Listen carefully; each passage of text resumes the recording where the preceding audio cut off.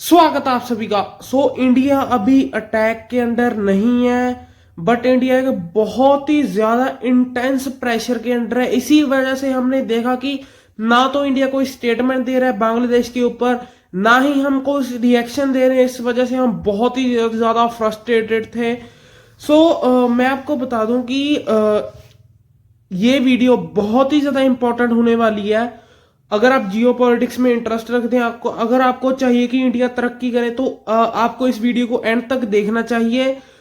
इससे आपको analyse real inside मिलेगी, एनालाइज करने की आपकी पावर इंप्रूव होगी और आपको पता चलेगा कि क्या गेम्स चल रही हैं और किस नैरेटिव से हमें बचना चाहिए। सबसे पहले तो ये इंडिया टुडे का आर्टिकल देखे।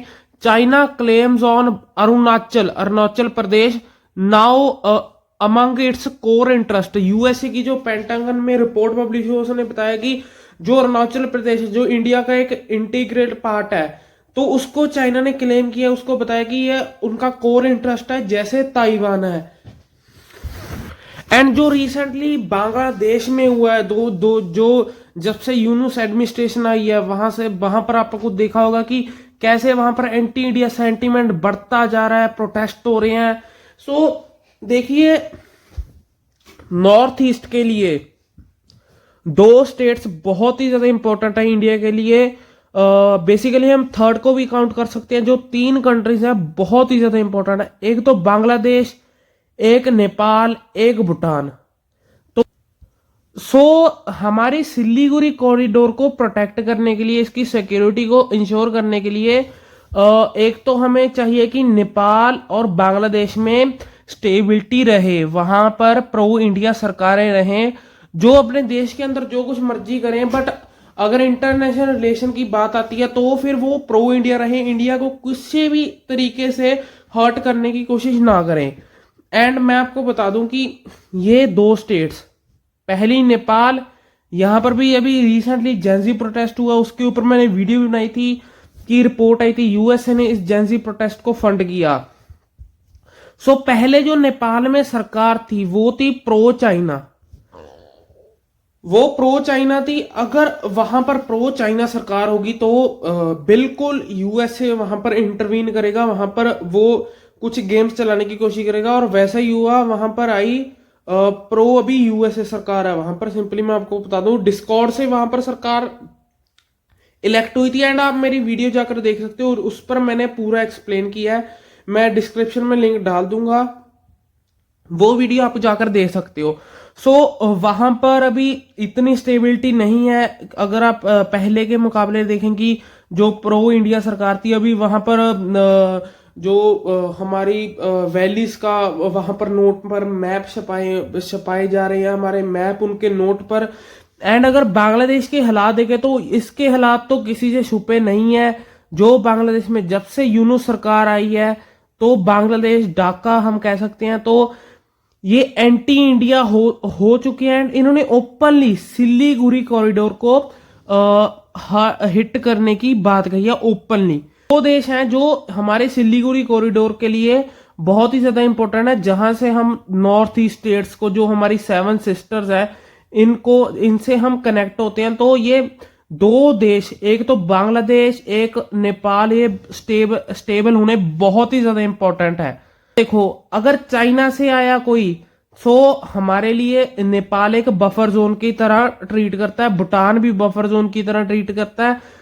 एंड अगर नीचे से कोई हम हिट करने की बात करें, जो यहां पर से, यहां पर हमारा बांग्लादेश बफर जोन की तरह करता है, एक बफर जोन हमारा बनाता है।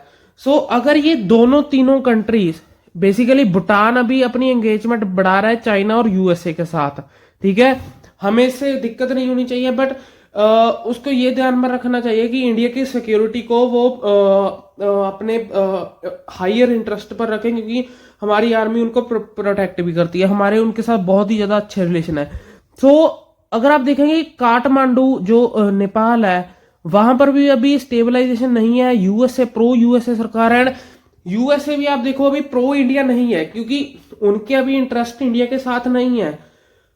वो फ्लिप इसलिए कर गया ट्रंप, मैं डोनाल्ड ट्रंप की बात कर रहा हूं, क्योंकि यूएसए के इंटरेस्ट में ये है कि इंडिया एक ऐसी कंट्री बने, पावरफुल कंट्री हो, जो कि चाइना को काउंटर करने के लिए काम करता रहे, हमारे हमारे जो हम कहें वैसे करते रहें।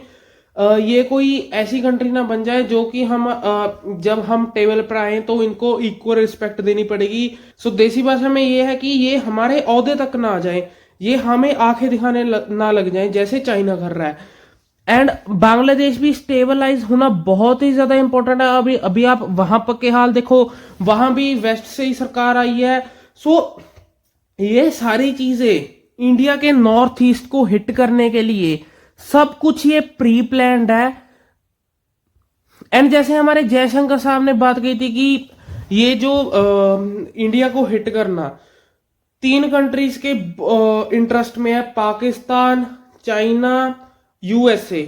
ये तीनों नहीं चाहते इंडिया ग्रो करे, इन तीनों का एक इंटरेस्ट है, एक जगह पर जाकर ना चाइना यूएसए मिल जाते हैं इंडिया के विरुद्ध। सो ये बहुत ही हार्ड टाइम होने वाला है। जो हम बात करें, हम 4 ट्रिलियन की इकोनॉमी है, ये बहुत ही हार्ड टाइम है। जब हम डबल डिजिट इकोनॉमी बन जाएंगे तो ऐसी चीजें आप देखोगे काफी हद तक कम हो जाएंगी एंड इंडिया बहुत ही अग्रेसिवली इनको रिस्पॉन्स करेगा। एंड मैं आपको यहां पर थोड़ा सा बता दूं कि ये देखो श्रीलंका में उन्होंने प्रोटेस्ट हुए, वहां पर भी हुए, नेपाल में हो चुके हैं, बांग्लादेश में हो चुके हैं, नेपाल में हो चुके हैं, भूटान अभी थिंग थोड़ी सी अच्छी है वहां पर, बट वो भी एंगेज कर रहे हैं यूएसए के और चाइना के साथ। सो म्यांमार में भी वहां पर आपको पता ही है, हर एक स्टेट की अपना राज है वहां पर। पाकिस्तान तो था ही एंटी इंडिया। सो आप इस कुल मिलाकर चीज देख सकते हो, ये हमारे विरुद्ध है।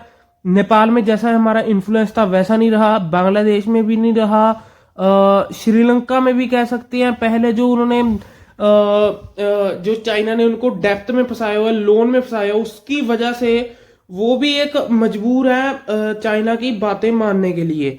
सो आप देख सकते हो कि इंडिया को कहां कैसे ट्रैप किया जा रहा है, और इसको मैं एक रिसेंट इंसिडेंट से आपको कंपेयर कर बताना चाहता हूं। सो यहां पर ना मैं रशिया यूक्रेन की जो वॉर हो रही है दोनों की, इसकी चर्चा करना चाहता हूं। तो रशिया को भी ऐसे ही ट्रैप किया जा रहा था जैसे इंडिया को किया गया।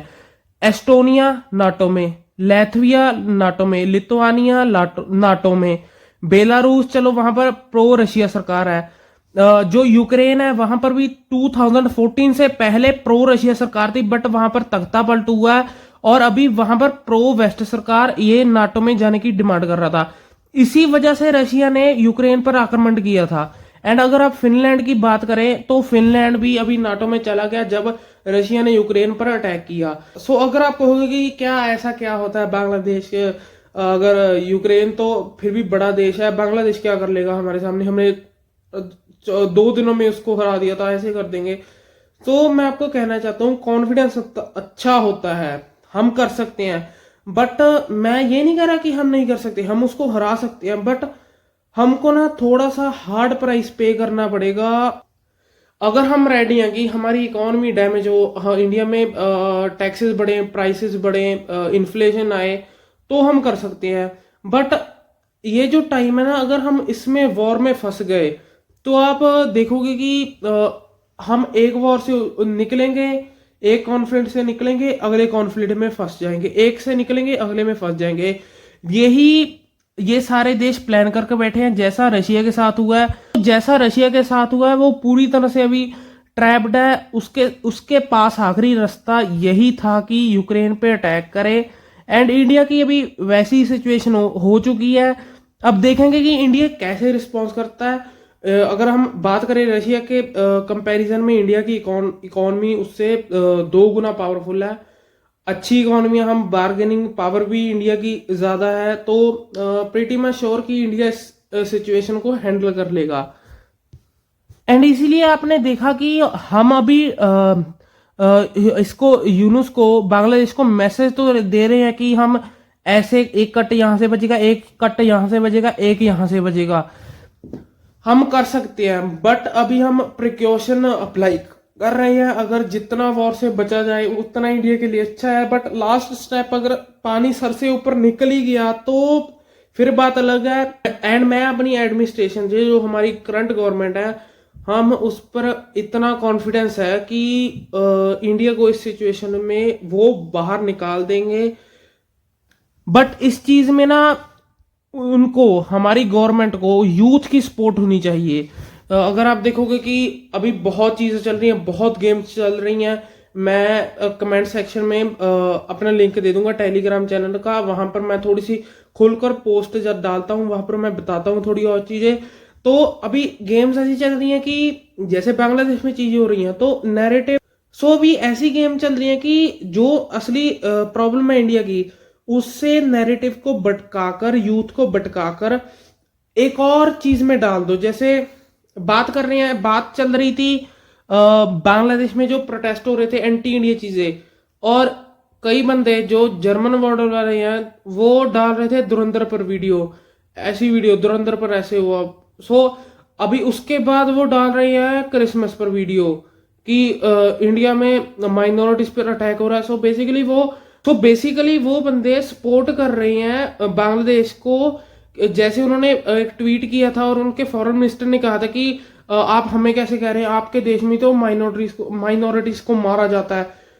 सो उस स्टेटमेंट को ये सपोर्ट कर रहे हैं, बट रियलिटी उसके कई गुना, कई डिफरेंस आप देख सकते हो। जो प्रोटेस्ट बांग्लादेश की एम्बेसी के बाहर हुए थे इंडिया में, उसमें और जो इंडिया के एम्बेसी के बाहर बांग्लादेश में प्रोटेस्ट हुए थे, आप डिफरेंस देख सकते हो दोनों कंट्रीज का। तो अभी मैं आखिरी में आपको कहना चाहता हूं कि अगर आप चाहते हैं कि इंडिया ग्रो करे, हम किसी ऐसी चीज में ना फंस जाएं जिससे हमारा देश दोबारा गुलाम बन जाए, दोबारा डिवाइड हो जाए, तो मैं आपसे चाहूंगा कि ऐसे फेक नैरेटिव से बचें, खुद एनालाइज करना सीखें। आप मेरा चैनल सब्सक्राइब कर सकते हैं। में डिवाइड नहीं होना, ये टाइम बहुत ही ज़्यादा क्रूशियल है इंडिया के लिए। जैसी गलती हमने ब्रिटिशर्स के टाइम की थी, हमारे यूथ ने, तब के हमारे बुजुर्ग ने, तो वैसी गलती हमने दोबारा रिपीट नहीं करनी। तब इंफॉर्मेशन एंड कम होती थी, बट अभी सोशल मीडिया है, तो अभी हमें यूनाइट रहना है। जब नेशनल इंटरेस्ट की बात होती है तो अब सबको यूनाइट रहना है, चाहे कितनी डिबेट हो अंदर, बट हमें कास्ट के नाम पर बहुत तरीके अपनाए जाएंगे, बट हमें यूनाइट रहना है। सो ये थी आज की वीडियो। अगर आपको वीडियो अच्छी लगी तो वीडियो को लाइक कर देना, चैनल को सब्सक्राइब कर देना। हम मिलते हैं एक और अगली नई वीडियो में, तब तक के लिए take care and good bye.